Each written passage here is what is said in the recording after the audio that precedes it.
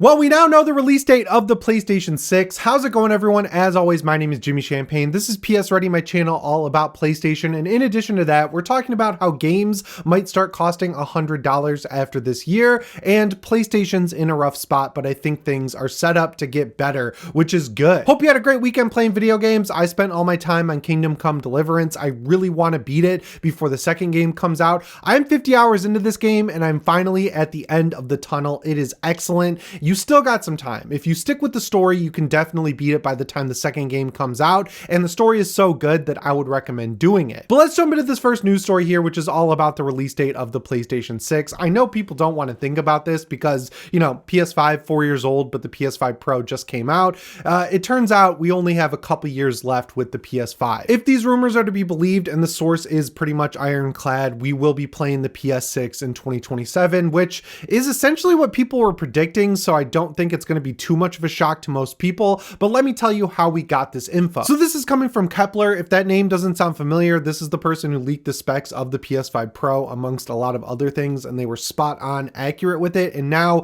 based on some really good info that I have no trouble believing, they are predicting that the PS6 is coming in 2027. And the way they got there is that right now Sony is doing the first manufacturing of the PlayStation 6 chip. Now, this isn't the chip that will make it into the console. This is the first iteration of it, and then they're going to use it with hardware that they expect to use with the PlayStation 6, and then they're going to see how it works, they're going to refine it, and then eventually they'll get to the final chip, and that's the one that'll roll into production. But if you look at the history of consoles, this stage of chip manufacturing, the stage that they're at right now, basically happens 2 years before the console comes out. So if you look at it right now, January 2025, they're 2 years away from the PS6 being in full production. That means November or December of 2027 is when we're going to see the PlayStation 6. It honestly lines up with everything we've been hearing. So what is the strategy here, right? Like, we've had the PS5 generation play out, and people are very critical of what's happened, where there just haven't been a ton of native PS5 games. And people are like, well, you barely utilize this hardware. We haven't had a ton of first party games that really push it to its limits yet, mainly because we haven't really seen anything from Naughty Dog outside of remasters and remakes this generation. They're usually the ones that push the tech as far as it can go. So absent of them having a game, you're looking at the console and you're like, well, most of the big games for it were split between the PS5 and the PS4. So a lot of people don't feel like the power limits have been pushed adequately enough, and gaming has kind of fallen into a plateau where everything is kind of stagnating and there is no innovation. And I agree. There are a few games I played recently, like Red Dead Redemption 2 in 2018, that really felt like they pushed things forward. Kingdom Come Deliverance came out in 2018, and that feels new and fresh to me. The second game looks like it's going to do crazy things, but for the most part, the only game that really felt genuinely new, which I know a lot of you haven't played, is Returnal. That game felt next gen. It came out close to launch, and the reason I know a lot of you haven't played it is because it just didn't sell well. Outside of that, there hasn't been a lot of innovation, so people are feeling like they bought a mid-gen upgrade with the PS5, and then now that the PS5 Pro is out, it's a mid-gen upgrade for the PS4, and it's like, I understand completely where people are coming from. But if you look at those interviews we talked about last week with Herman Hulse and Hideaki Nishino, it seems like they want the PlayStation brand to be as far-reaching and as wide as possible. So with the PS5 being backwards compatible with the PS4, they want to take that further and make it so that the PS6 is backwards compatible with the PS5 and PS4, which essentially, reading into it, means that they want to support the PS4 continuing on into the PS6 generation. So their goal is to grow a huge user base that's just on the PlayStation platform that will no doubt be aided by the PlayStation handheld they're working on. I think they need to start prioritizing games that actually utilize their hardware. Like, I understand that games are more expensive than ever and you need a bigger user base, and they understand the criticism that people don't want to see day and date on PC. They don't want to see games going to Nintendo Switch. They don't want to see games going to Xbox. Their philosophy is, well, we'll keep them on our platform, but we'll make sure we can get to the biggest user base possible, which is supporting PS4, PS5, and eventually PS6. I think they need to figure something else out, because that's not going to work, because it hasn't this generation. People don't show up to buy games for a PlayStation 5 unless they feel like it's a legitimate PlayStation 5 game. You know what? I can't blame them. But 2027 does make the console generation 7 years. That's what they want. That's like the perfect sweet spot. They feel like a generation should last. The big sticking point point, of course, is releasing games cross-generation. In the past, when you got the PS3, that was pretty much the end of PS2 games outside of like Guitar Hero, sports games like The Show and Madden and everything. Like stuff that didn't really need to push the PS3 was also either ported to the last gen or there were different versions of the game for different consoles. Then with the PS3 to PS4, same thing happened. They abandoned the PS3 and the 360 extremely quick because that generation lasted a lot longer than it should. I don't really know. I don't really think the release date is bad itself. That makes sense. 7 years is a perfect amount of time for a console to last. I feel like I've got my $400 worth out of my original PS5 that's still running, which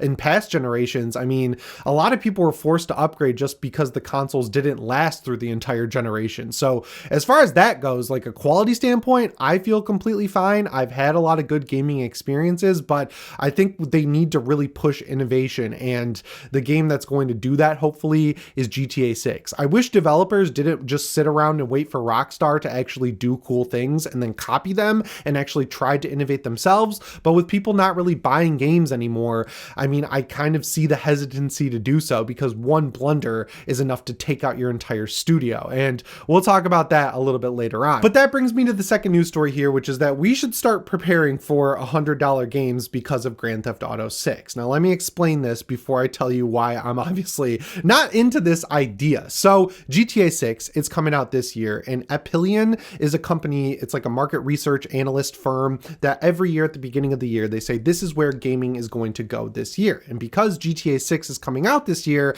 that's going to be a huge moment for gaming. I don't need to tell you that. It's going to be a massive game. Everyone's looking at what Take-Two is going to do with that. And as it turns out, all the big publishers out there, you know, EA, Ubisoft, Microsoft, they're crossing their fingers that Take-Two looks at the situation with GTA 6 where, I mean, they could really charge anything for it and people would probably show up to buy it because Rockstar puts their money where their mouth is. I mean, we're still going back to Red Dead Redemption 2 as a shining example of innovation in the gaming industry, and I don't think that bar that was set by that game has been reached yet. It's one of the best games ever, if not the best game ever. So they're looking at that pedigree and saying, well, if Rockstar wants to charge $100 for GTA 6, promising one of the most insane story modes ever, and then the eventual next iteration of GTA Online, they'll probably be able to do that. And the reason they're hoping that happens is if they set the standard, they raise the bar to $100, then they can stop doing all this trickery to get people to spend $100. You know, like Star Wars Outlaws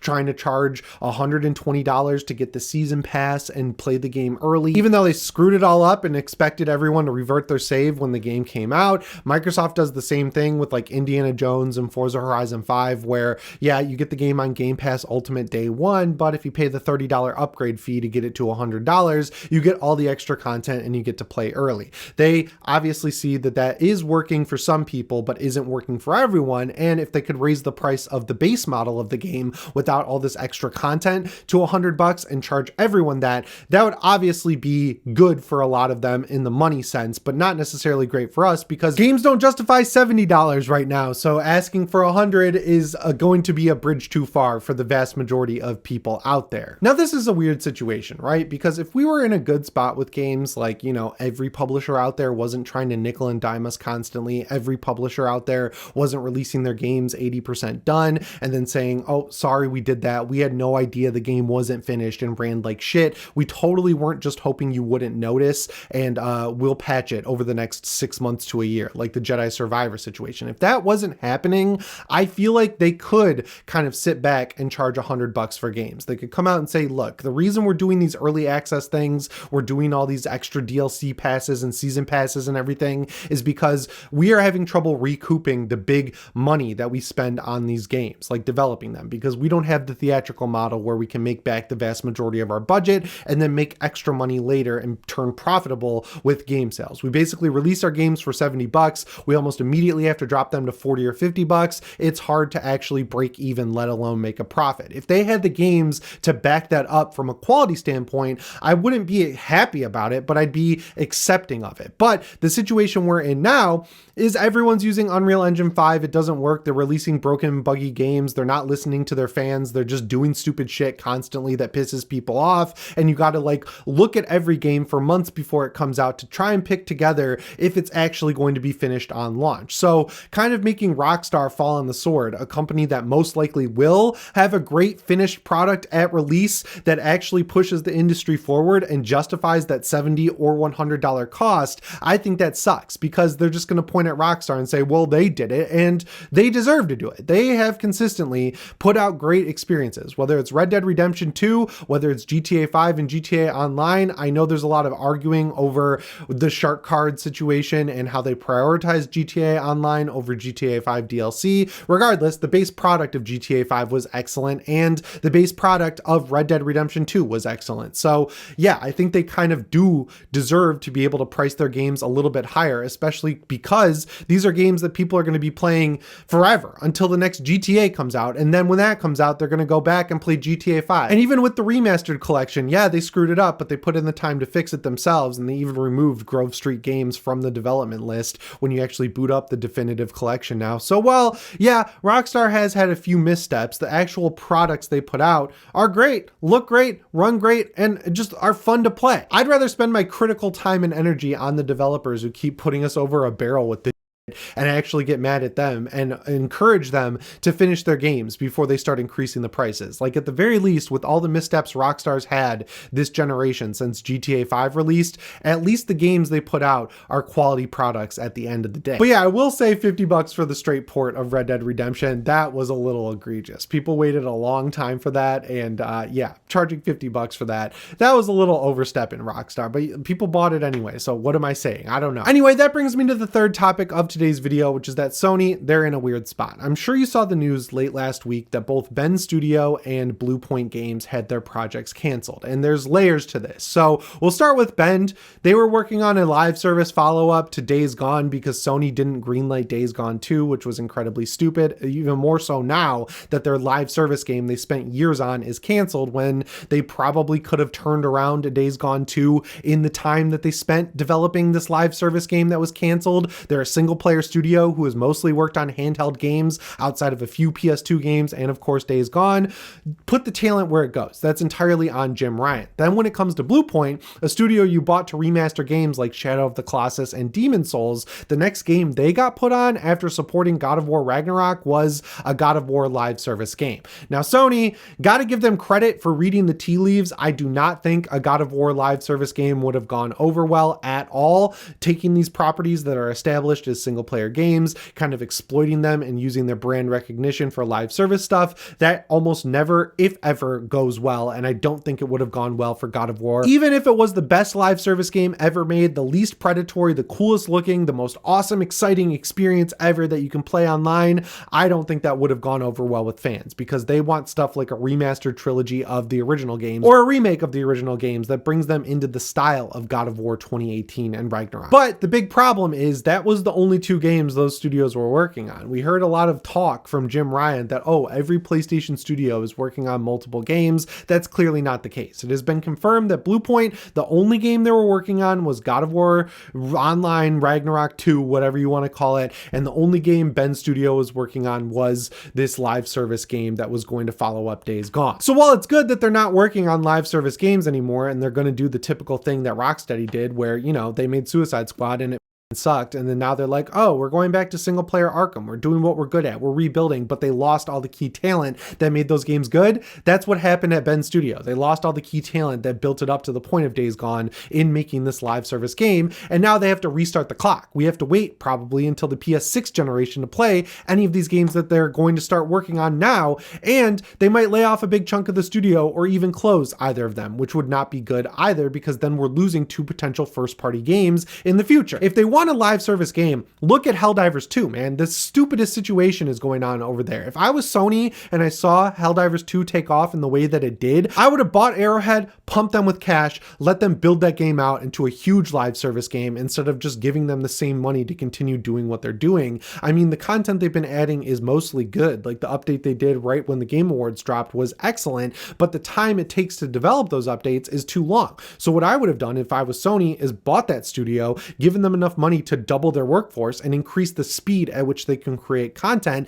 then you've got a live service game that can compete with Fortnite or whatever you're trying to do, that can then fund your single player games from studios that are made to make single player games. I mean, I don't know why the industry has to be taught this lesson so many times, but taking studios like BioWare, taking studios like Rocksteady, taking studios like Ben Studio and Bluepoint Games and putting them on live service when all they've ever made is single player games, it's 100% of the time a recipe for disaster. I mean, even studios that were created to make live service games like Firewalk with Concord, that was a disaster. So when studios that are made to do it screw it up, you shouldn't be putting studios that are good at single player on multiplayer live service games. It just doesn't make any sense. The positive is these studios are all going to be working on what they should have been working on this entire time. Big negative is we're going to have to wait.